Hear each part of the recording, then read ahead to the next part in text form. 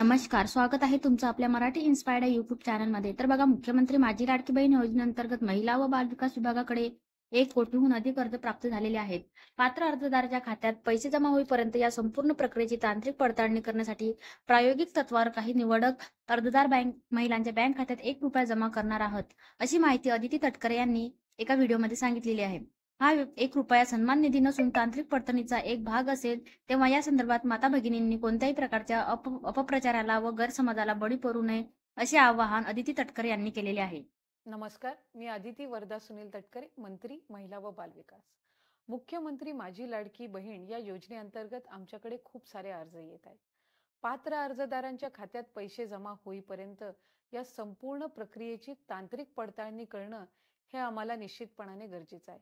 त्यासाठी आम्ही प्रायोगिक तत्वावर काही निवडक अर्जदारांच्या बँक खात्यात प्रत्येकी एक रुपया जमा करत आहोत. जमा होणारा हा ₹1 लाभार्थ्यांचा सन्मान निधी नसून फक्त आमच्या तांत्रिक प्रक्रिया पडताळणीचा एक आवश्यक असा भाग आहे. ही पडताळणी पूर्ण झाल्यानंतर पुढील प्रक्रिया अजून सुरळीत व्हायला निश्चितपणाने मदत होणार आहे. अर्जदार माता भगिनींना माझी विनंती आहे की हा आमचा तांत्रिक प्रक्रियेचा एक भाग असून याबद्दल कुठल्याही प्रकारचा गैरसमज किंवा कोणत्याही अपप्रचाराला आपण बळी पडू नका.